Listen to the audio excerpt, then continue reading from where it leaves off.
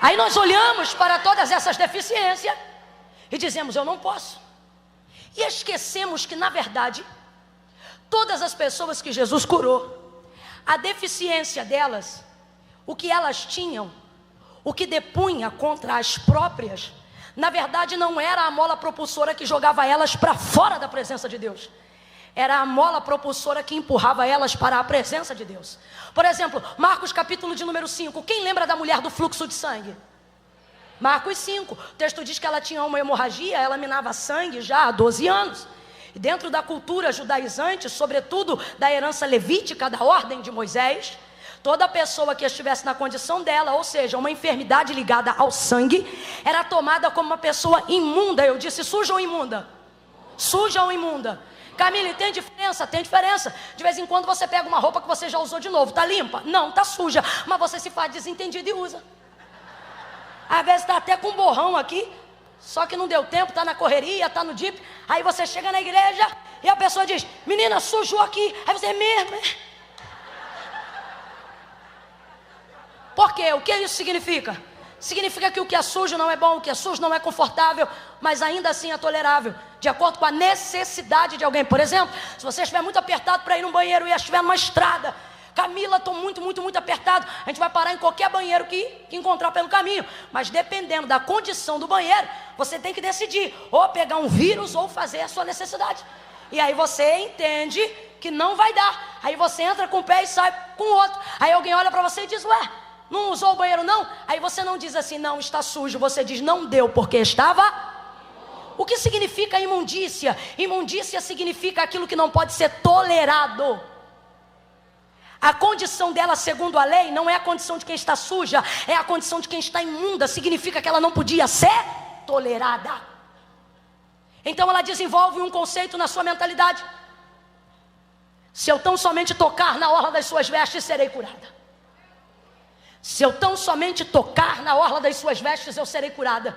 Vai ouvindo aí, perceba como toda a desvantagem dela. Por que desvantagem? Porque era uma mulher segregada da sociedade. Jesus está passando e uma multidão está empurrando. Jesus está passando e uma multidão pode abraçá-lo, tocá-lo, se mover em direção a ele. Mas de acordo com a lei que lhe impunha isto, ela não podia, ela está em desvantagem. O texto diz que ela tentava chegar e ela vinha por trás. Todo mundo que está atrás sabe que está em posição de desvantagem. Mas por que todo mundo que está perto não está sendo curado? Porque as pessoas pegaram a fé e colocaram dentro de uma caixinha, por verem a maneira como Jesus trabalhava e acharem que Jesus só trabalhava desse jeito. Perceba? O texto diz que aonde Jesus passava, seu coração se movia de compaixão. E aonde ele passava, ele tocava os enfermos e todos eles eram curados. Então o texto vai dizer em todos os evangelhos no Novo Testamento, a todos quantos Jesus tocava, estes eram curados. De novo, a todos quantos Jesus, estes quem? Os que eram? Não, isso, não me irrita. A todos quantos Jesus tocava, estes eram curados.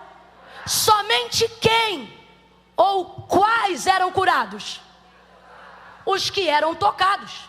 Então o povo começou a desenvolver a seguinte mentalidade: só é curado quem é. E está todo mundo apertando ele, mas ninguém é curado. Está todo mundo do lado dele, mas ninguém é curado. Ou seja, está todo mundo na vantagem. Todo mundo tem um privilégio que ela não tem, mas eles não sabem usar, porque eles pegaram uma fé que não só vai, mas vem, volta, toca, é tocado. Mas eles pensam, só é curado se for tocado.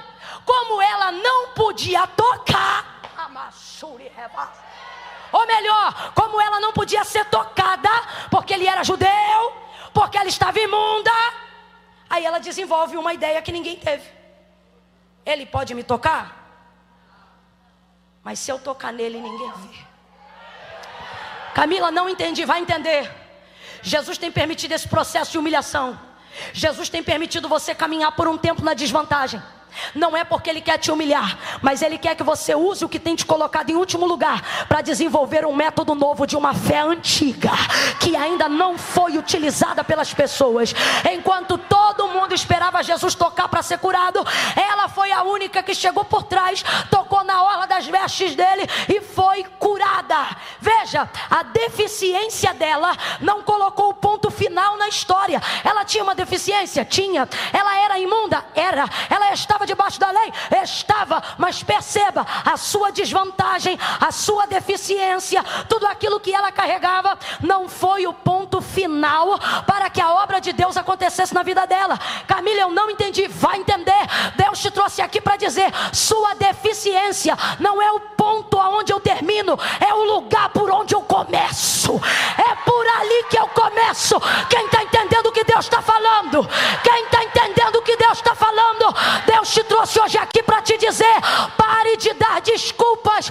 Eu tenho um propósito contigo, e o propósito que eu tenho contigo é maior do que tuas desculpas, maior do que as tuas deficiências, maior do que os teus erros. Aleluia! Aleluia!